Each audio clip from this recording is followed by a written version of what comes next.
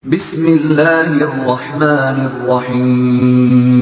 ولتكن منكم أمة يدعون إلى الخير ويأمرون بالمعروف وينهون عن المنكر وأولئك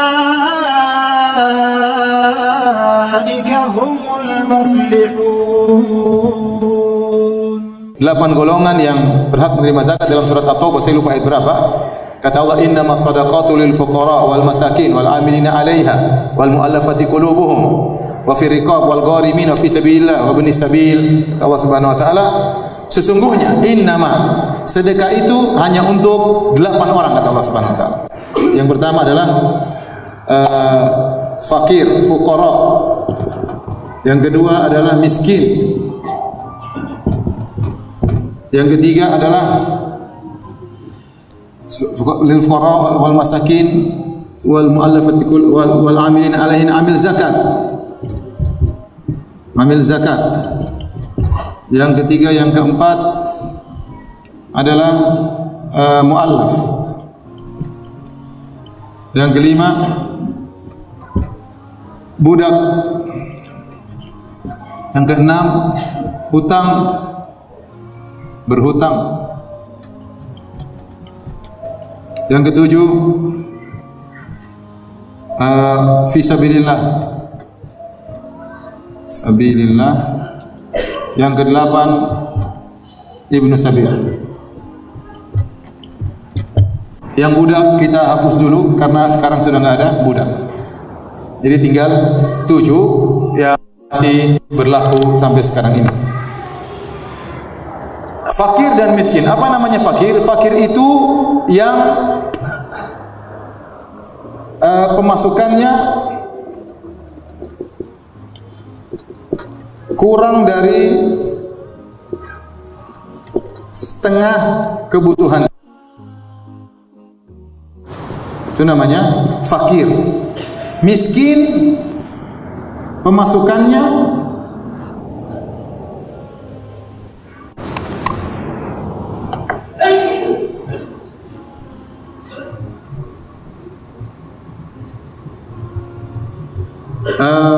gimana tulisannya? Pemasukan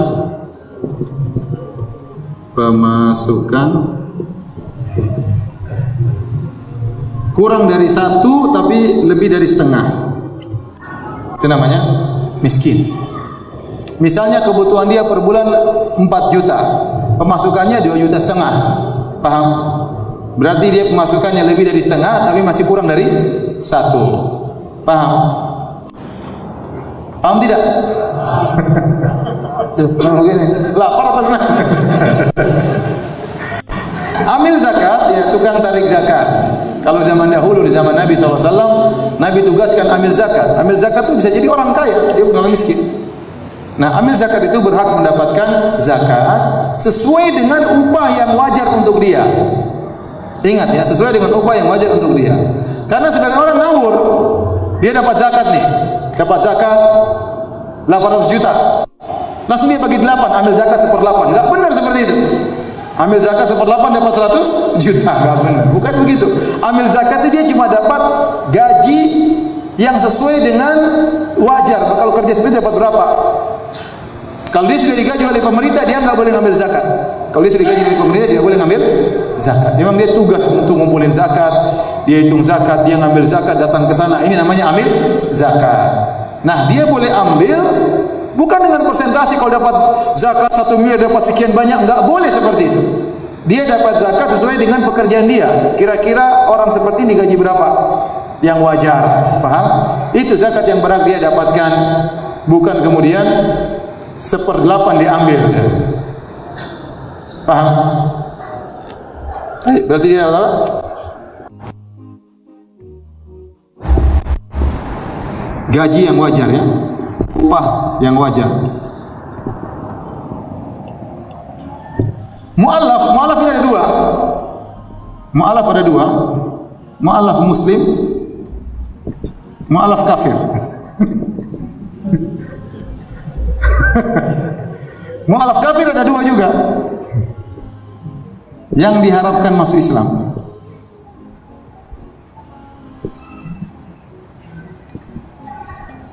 yang ditakuti gangguannya.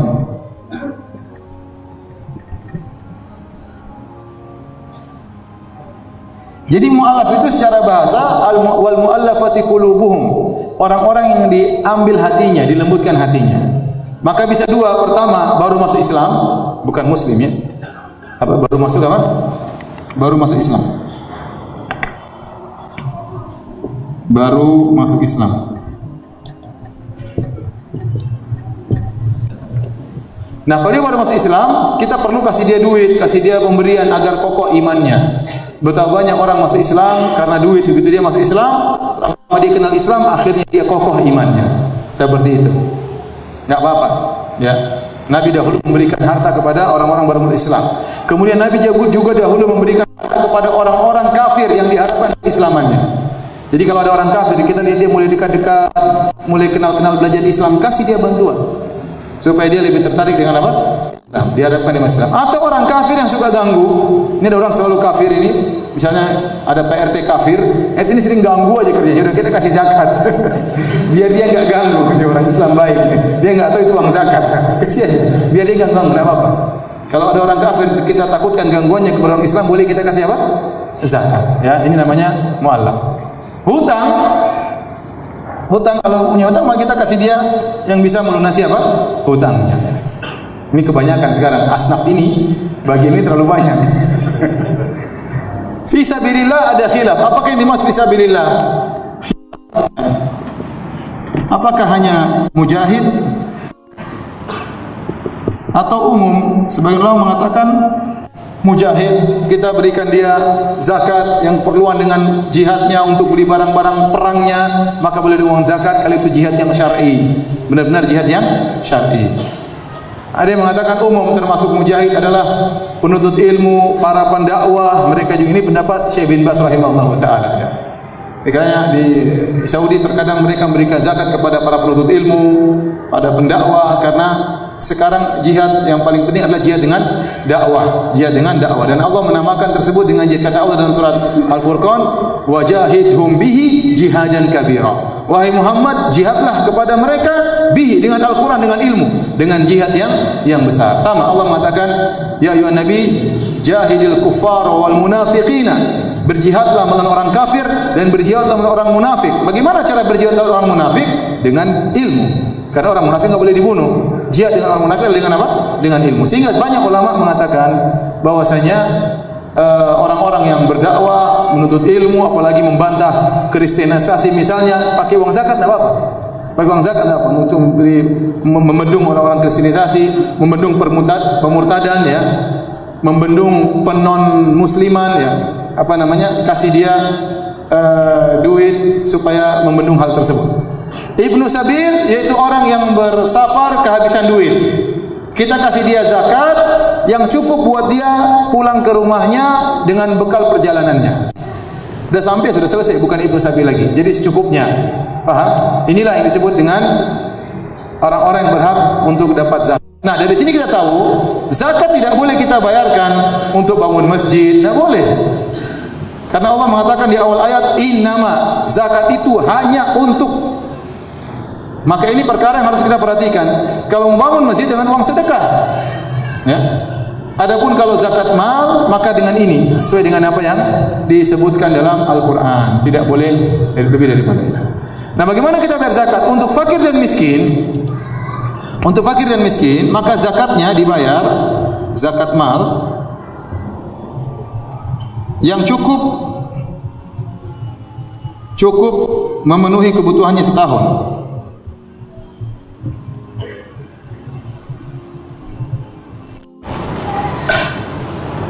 Contoh, ada seorang, dia punya penghasilan cuma 2 juta, sementara keperluan kehidupannya 3 juta. Dia masuk fakir atau miskin? Miskin. Lebih dari setengah, kurang dari 1. Kita hitung selama 12 bulan, berarti dia butuh tambahan uang 12 juta. Kasih dia 12 juta. Seperti itu. Ustaz, kalau 12 juta dia belikan macam-macam, sudah. Kalau gitu setiap bulan kita kasih apa? 1 juta. Tapi kita sisihkan buat dia 12 juta. Sehingga selama setahun dia tidak kekurangan. Ada seorang fakir, dia punya uang penghasilan cuma 1 juta, kebutuhannya 4 juta. Ya, dia fakir tapi istrinya 2 misalnya. Kebutuhannya 4 juta. Sementara penghasilan cuma berapa? 1 juta. Maka kita hitung keperluan dia 3 juta. Per bulan kali 12 berarti itu berapa? 36. 3 kali 12 berapa? 36 juta. Kalau kita kasih 36 juta, khawatir dia langsung sembarangan dia kawin lagi, jangan. Oleh gitu boleh kita setorkan setiap hari 3, tapi kita sisihkan buat dia berapa? 36 juta. Sehingga selama setahun dia tidak repot, dia tidak kesulitan. Paham? Itu cara berzakat. Taib. Inilah asnam mustahiqiz zakat. Tsamaniyah tidak boleh kita bayar sembarangan luar daripada ini. Nah, untuk zakat fitrah cuma ini yang boleh dibayar, fakir dan miskin. Ini khusus zakat fitrah.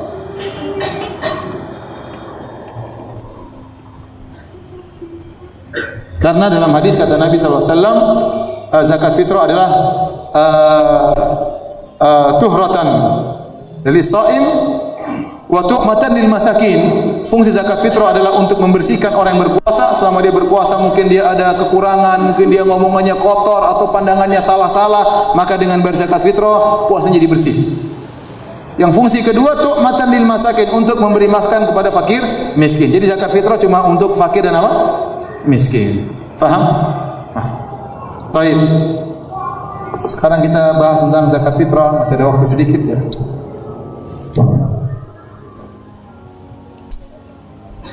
Hal-hal yang berkaitan dengan hukum-hukum zakat fitrah. Zakat fitrah pertama hanya wajib bagi orang yang menemukan terbenamnya matahari di akhir bulan Ramadan. Menemukan terbenamnya matahari di akhir bulan Ramadan. Kalau ada seorang masuk Islam menjelang maghrib di akhir bulan Ramadan, maka dia kena wajib zakat fitrah. Kalau dia mau bayar, maka dia harus bayar. Tapi kalau dia masuk Islam setelah azan maghrib, malam takbiran, tidak wajib. Paham? Tidak wajib. Ada orang anaknya lahir sebelum maghrib, maka terkena wajib bayar zakat fitrah. Kalau anaknya lahir setelah maghrib, tidak kena wajib bayar zakat fitrah. Tetapi kalau anak dalam perut, dianjurkan bayar zakat fitrah, hukumnya sunnah, tidak wajib. Tapi kalau dia lahir sebelum maghrib, jadi hukumnya apa? Wajib. Dia lahir setelah maghrib, malam takbiran, tidak wajib. Paham? Jadi dia berkaitan dengan orang yang menemukan malam atau terbenam matahari. Ada orang meninggal sebelum takbiran, sebelum azan maghrib, kena wajib zakat fitrah enggak? Enggak, karena dia meninggal sebelum maghrib di hari terakhir. Tapi kalau dia meninggal salat isya di malam takbiran, dia sudah kena zakat fitrah. Maka orang walinya yang membayarkan zakat fitrahnya. Paham ini? Baik. Ini yang pertama. Yang kedua, zakat fitrah berapa harus dibayar? Yang dibayar zakat fitrah adalah 1 sa'. 1 sa' dari kalau zaman dahulu min tamar, dari korma, dari zabib, dari kismis, kemudian dari syair, dari gandum, dari bur, dari gandum juga. Ya, intinya secara umum dapat ulama mengatakan 1 sa'. Ada sebagian ulama mengatakan kalau bur setengah sa', tapi yang secara umum 1 sa'. Nah, 1 sa' itu adalah ukuran volume, literan, bukan berat. Dan 1 sa' itu adalah 4 mud. 1 mud itu begini. Dengan ukuran tangan orang yang sedang, kalau dia mengambil korma yang kering, dia ambil ini 1 mud, 2 mud, 3 mud, 4 mud. 4 mud lah 1 sa'. Dahulu ada seorang ulama di kota Madinah, kalau dia bayar zakat, dia bayarnya begitu, enggak usah timbang-timbang. Sini, dia ambil beras 1, 2, 3, 4, 1 sa', selesai. Enggak tahu berapa beratnya. Karena 1 sa' itu 4 mud. 1 mud itu begini, 1 begini. Ya, tergantung gunungnya seberapa bisa berubah.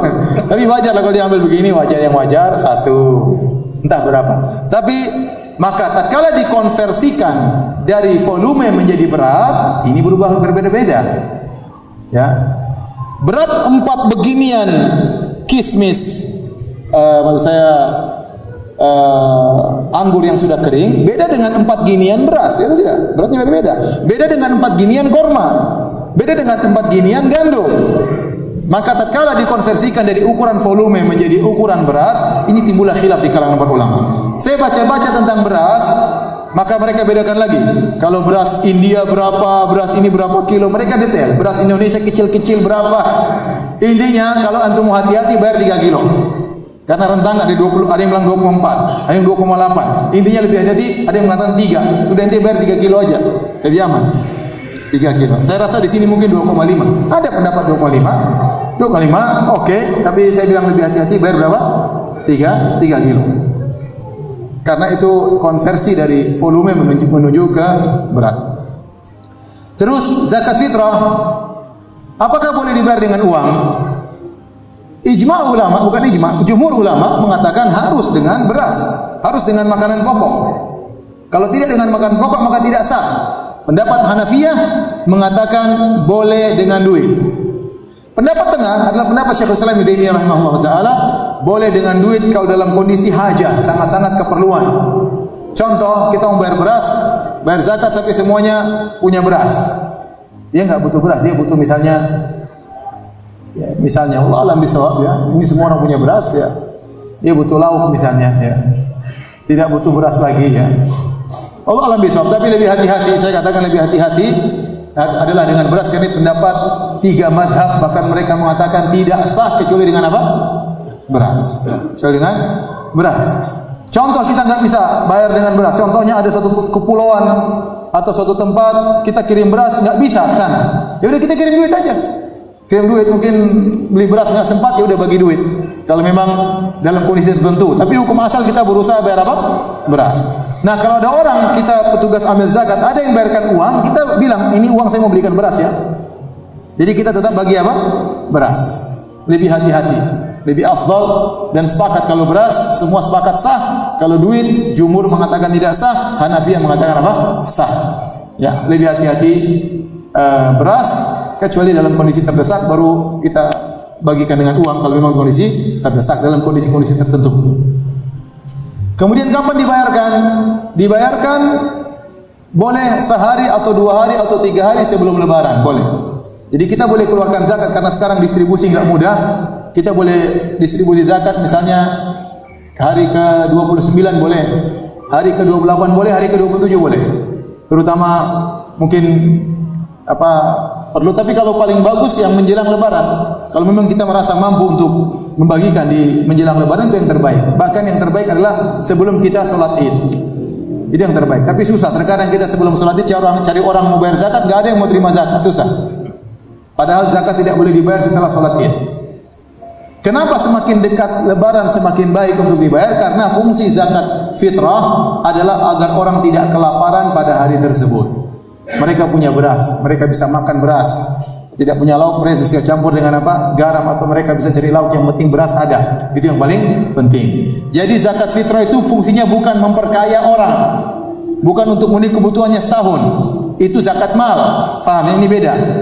Makanya kata para ulama, zakat fitr hanya dibayar untuk 2 asnaf. Cuma miskin dan apa? Fakir. Ya, fakir miskin saja. Bukan untuk utang, enggak, bukan orang berutang, enggak, tapi untuk fakir dan miskin saja. Itulah kira-kira kaitannya dengan zakat fitr. Kita masih ada waktu sedikit.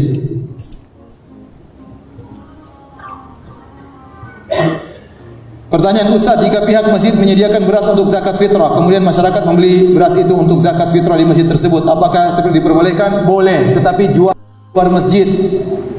Jangan di masjid. Jual di depan sana, pun pintu masjid. Jangan. Masjid ini memudahkan, enggak ada masalah. Ya. Atau lebih mudah misalnya enggak usah jualan. Bilang saja kita akan menalangi, jadi taukil. Silakan bayar di awal bulan, enggak ada. Nanti saya akan beli apa? Kita beli beras dan kita akan bertanggung jawab distribusinya. Ya itu lebih bagus daripada buka jualan. Ya. Daripada buka jualan. Tapi seandainya dia buka jualan di luar masjid, enggak apa-apa. Ya. Banyak takmir yang bagus, jadi mereka terima duit, mereka bilang kami terima duit sampai tanggal sekian. Kenapa? Karena kami butuh waktu untuk apa? Untuk beli beras dan untuk mempersiapkan distribusinya. Tetapi tetap aja disediakan, tiba-tiba ada malam lebaran bayar, berusaha kita terima. Kita terima ya, agar kita bisa distribusikan. Apa hukumnya bayar zakat fitrah di sekolah dan bayar zakat fitrah di rumah lagi? Lebih afdal yang mana? Enggak di mana saja, yang penting kita tahu yang menerima zakat tersebut amanah, dia akan membelikan beras dan dia akan berikan kepada orang yang berhak menerimanya.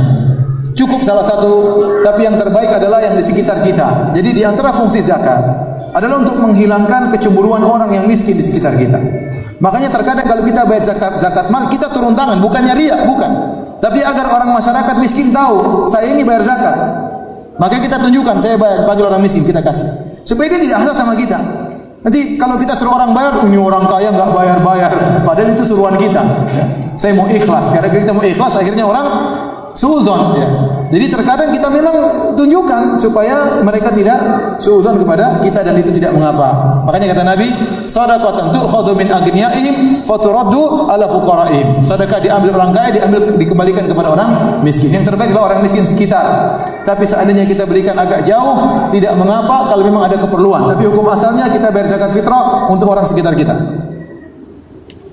Bolehkah membayar zakat tanpa sepengetahuan keluarga? Tidak boleh, harus kasih tahu.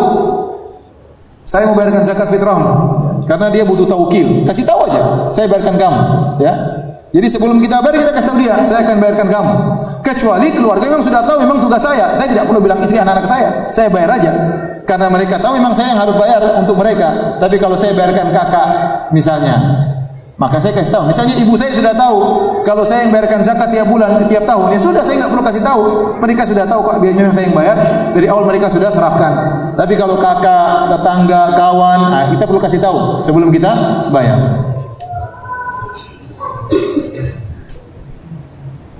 Apakah zakat dagang dihitung seluruh aset atau omset atau keuntungan bersih selama setahun? Semua aset yang diperjualbelikan, tempatnya tidak, tapi barang-barang. Gampangnya gini, antum punya toko apa? Toko beras sudah. Ente toko banyak masuk keluar sudah. Tahun depan ente lihat barang dagangan tinggal berapa nilainya. Oh, ini nilainya sekian. Duit berapa? Sudah, yang ada di tangan aja. Ya.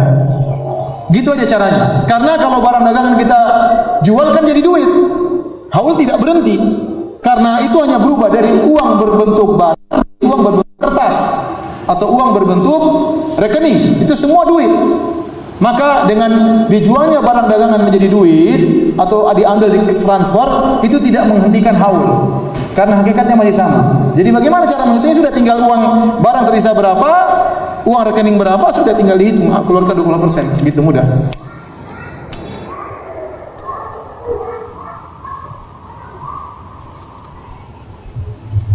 Bagaimana cara mengatasi bapak atau ibu-ibu kalau yang mau zakat pakai lut?